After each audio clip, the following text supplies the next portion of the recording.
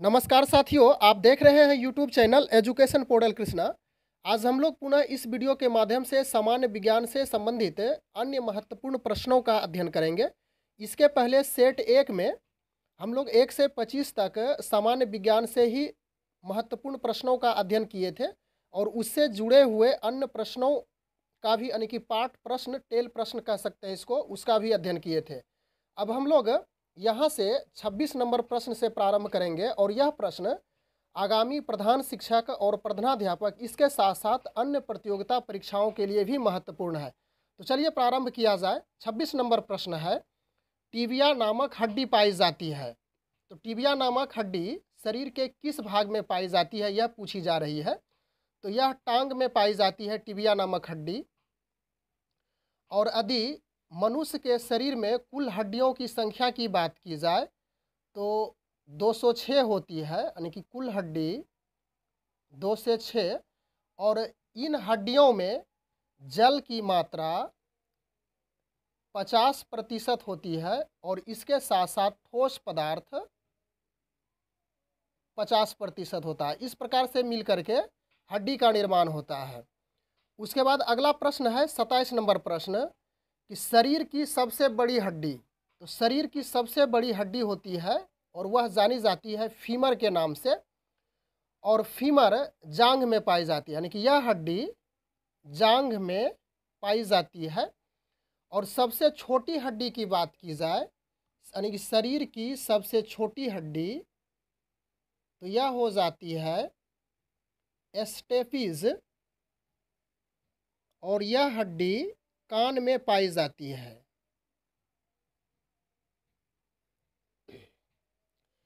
28 number प्रश्न है कि शैशवा अवस्था में कुल हड्डी होती है, यानी कि जब मनुष्य जन्म लेता है, जब बच्चा जन्म लेता है तो उस समय उसके शरीर में कुल हड्डियों की संख्या कितनी होती है। तो 300 हड्डी होती है। अगला प्रश्न है 29 नंबर कि मनुष्य के शरीर में पसलियों की संख्या होती है। तो मनुष्य के शरीर में पसलियों की संख्या 12 जोड़ी होती है, यानी कि 24 पसली पाई जाती है। उसके बाद अगला नंबर प्रश्न है 30 नंबर प्रश्न कि कोशिकीय ईंधन कहलाता है, यानी कि कोशिकीय ईंधन सेल का जो फ्यूल है, यानी ईंधन है, वह किस नाम से जाना जाता है। तो यह ग्लूकोज के नाम से जाना जाता है। और ग्लूकोज का यदि रासायनिक सूत्र, केमिकल फॉर्मूला लिखा जाए तो यह हो जाता है C6H12O6। 31 नंबर प्रश्न है श्वसन क्रिया है, यानी कि पूछी जा रही है कि श्वसन क्रिया किस प्रकार की है। तो यह हो जाती है उपचयी क्रिया। 32 नंबर प्रश्न श्वसन के प्रकार हैं। तो श्वसन के 2 प्रकार हैं, वायवीय श्वसन और अवायवीय श्वसन।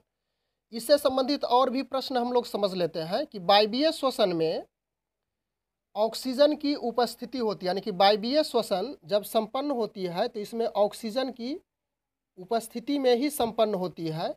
और अवायवीय श्वसन की चर्चा की जाए तो यह O2 यानी कि ऑक्सीजन की अनुपस्थिति में संपन्न होती है।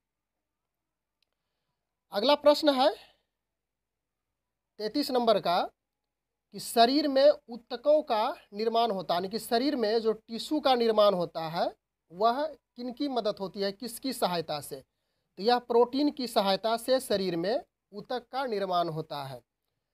उसके बाद 34 नंबर प्रश्न है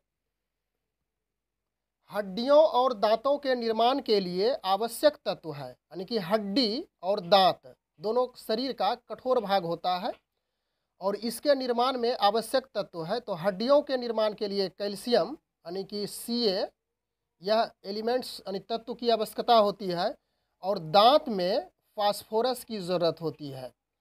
उसके बाद 35 नंबर प्रश्न है काला हीरा कहा जाता है, यानी काला हीरा किसे कहा जाता है। तो यह है कार्बोनेडो, जिसे काला हीरा के नाम से जाना जाता है। और यदि काला सीसा की बात कही जाए, काला सीसा, तो यह ग्रेफाइट कहलाता है, ग्रेफाइट। अगला नंबर प्रश्न है 36 नंबर जीवन रक्षक हार्मोन कहा जाता है। यानी कि जीवन रक्षक हार्मोन किसे कहा जाता है? तो यह एड्रीनल, एड्रीनल एक ऐसा हार्मोन है जिसे जीवन रक्षक हार्मोन कहा जाता है। 37 नंबर प्रश्न, पौधे का मुख्य प्रकाश संश्लेषी अंग है। तो यह सामान्य प्रश्न है, यानी कि पौधे का जो प्रकाश संश्लेषण की क्रिया में सहायक होती है वह होती है पत्तियां, यानी पत्तियों की सहायता से ही पौधों में प्रकाश संश्लेषण की क्रिया होती है। लेकिन सिर्फ पत्ती ही कहना उचित नहीं है, पौधे का हर अंग, हर पार्ट्स प्रकाश संश्लेषण की क्रिया में मदद करता है। इसके साथ साथ पत्तियों से संबंधित, यानी कि प्रकाश संश्लेषण से संबंधित कुछ और भी हम लोग समझ लेते हैं यहाँ पे पार्ट्स प्रश्न, कि पत्तियों का रंग हरा का कारण हो जाता है। यानी कि पत्ती हरी क्यों होती है? तो हरी होने का कारण होता है कि उन पत्तियों में हरित लवक पाया जाता है, जिसे अंग्रेजी में क्लोरोफिल भी कहा जाता है। और पत्तियों का रंग पीला का कारण है, यानी कि किसी किसी पौधों में पत्तियों का रंग पीला होता है। तो पीला होने का कारण हो जाता है कि उन पत्तियों में कैरोटीन नामक पदार्थ पाया जाता है। कैरोटीन, इसे याद रखेंगे कि पूछा जाएगा कि पत्तियों का रंग पीला क्यों होता है, तो कैरोटीन की उपस्थिति में। और पर्णहरित में उपस्थित धातु होता है। यदि पूछा जाए कि पर्णहरित में यानी क्लोरोफिल में कौन सी धातु उपस्थित होती है, तो यह हो जाती है मैग्नीशियम।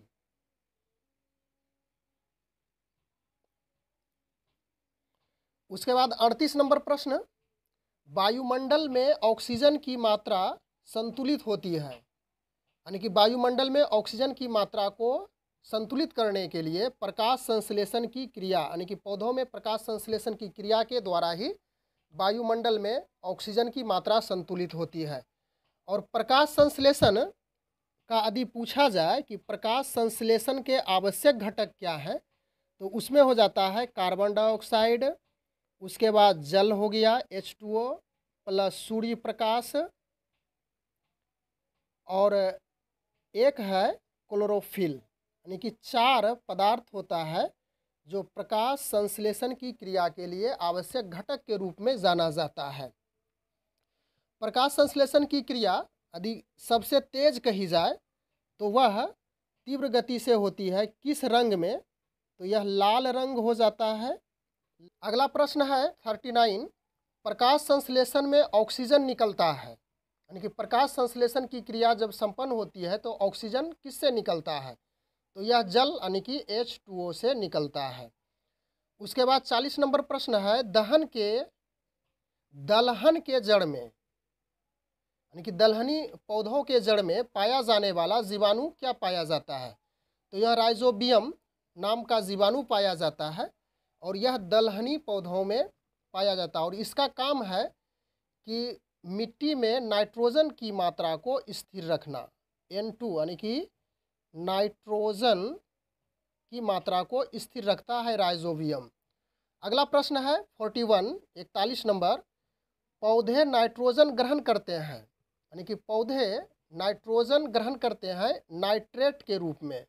यह कंपाउंड्स है, इसी के रूप में पौधे नाइट्रोजन ग्रहण करते हैं। 42 नंबर प्रश्न है कि पादप में जल का संचालन करता है, यानी कि पेड़ पौधों में जल का संचालन यानी कि परिवहन एक स्थान से दूसरे स्थान तक करने में कौन सा अंग सहायक होता है? तो यह है जाइलम, यानी कि जाइलम की सहायता से पादप में जल एक स्थान से दूसरे स्थान तक पहुंचाया जाता है। और यहीं पे यदि पूछा जाए कि खनिज लवण का संचालन यानी कि इसका ट्रांसपोर्ट परिवहन कहा जाए तो किसके माध्यम से होता है? तो यह हो जाता है फ्लोएम। इसकी सहायता से ही खाद्य पदार्थों का परिवहन होता है। जाइलम में जल, यह जो जाइलम है, जल पेड़ पौधे में नीचे से यानी कि जड़ से ऊपर की ओर, नीचे से ऊपर की ओर जाती है। और यही फ्लोएम में सभी दिशाओं में यानी कि ऊपर और नीचे, नीचे से ऊपर और ऊपर से नीचे दोनों दिशाओं में परिवहन होता है फ्लोएम के द्वारा। उसके बाद अगला प्रश्न है 43 नंबर का कि तने की वृद्धि दर नापी जाती है, यानी तने की जो वृद्धि दर होती है उसे मापने के लिए किस मीटर का प्रयोग किया जाता है?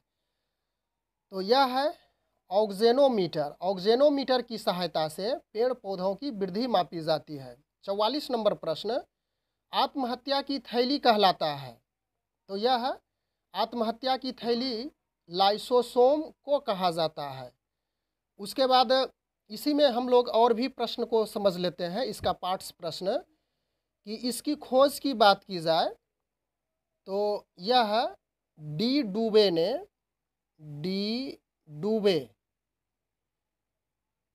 1949 ईस्वी में किया था। 45 नंबर प्रश्न है प्रोटीन की फैक्ट्री कहा जाता है। तो प्रोटीन की फैक्ट्री को किस नाम से जाना जाता है, यानी कि किसे कहा जाता है? तो यह है राइबोसोम। राइबोसोम को प्रोटीन की फैक्ट्री कहा जाता है। इसका कहने का अर्थ हुआ कि प्रोटीन का संश्लेषण इसी में होता है। प्रोटीन का संश्लेषण यानी कि प्रोटीन का निर्माण होता है राइबोसोम में। 46 नंबर प्रश्न है डीएनए की खोज किया था। डीएनए की खोजकर्ता कौन थे? तो यह था वाटसन एवं क्रिक। उसके बाद यदि कही जाए कि डीएनए का संश्लेषण किसने किया था? संश्लेषण तो यह हो जाएगा कॉर्नवर्ग। कॉर्नवर्ग के द्वारा डीएनए का संश्लेषण किया गया था और डीएनए का खोज वाटसन एवं क्रिक ने किया था। उसके बाद 47 नंबर प्रश्न है सर्वप्रथम प्रयोगशाला में जीन का संश्लेषण किया था। तो सर्वप्रथम प्रयोगशाला में जीन का संश्लेषण करने वाले थे हरगोविंद खुराना। यह भारतीय वैज्ञानिक है। 48 नंबर प्रश्न है पुरुष जीन संगठन है, यानी कि पुरुष जीन में कौन सा संगठन पाया जाता है? तो यह होता है XY। उसके बाद और भी इसी से संबंधित हम लोग अन्य प्रश्न को देख लेते हैं कि क्रोमोसोम की कुल संख्या यदि पूछी जाए तो कुल होती है 24 और जिसमें से 22 जोड़ा यानी कि 22 क्रोमोसोम समान हो जाता है और 23वां जोड़ा विपरीत रिंग वाला होता है। और इसी पे चर्चा हम लोग कर लेते हैं कि पुरुष में XY होता है और उसके बाद स्त्री में क्रोमोसोम XX होता है। 39 नंबर प्रश्न है कि बच्चे का लिंग निर्धारित होता है, यानी कि बच्चे का लिंग निर्धारण पुरुष या महिला किससे होता है? तो यह पिता के गुणसूत्र यानी कि पुरुष के गुणसूत्र से ही यानी कि XY से ही बच्चे का लिंग निर्धारण होता है। और 50वां नंबर प्रश्न है पैतृक सिद्ध करने में सहायक होता है, यानी पैतृकता को साबित करने में सहायक होता है। तो यह है डीएनए और फिंगर प्रिंटिंग टेस्ट। तो इस प्रकार से इस वीडियो के माध्यम से हम लोग 50 प्रश्नों का अध्ययन किए। तो आज के वीडियो में बस इतना ही। मिलते हैं अगले वीडियो में। Thanks for watching. Good bye.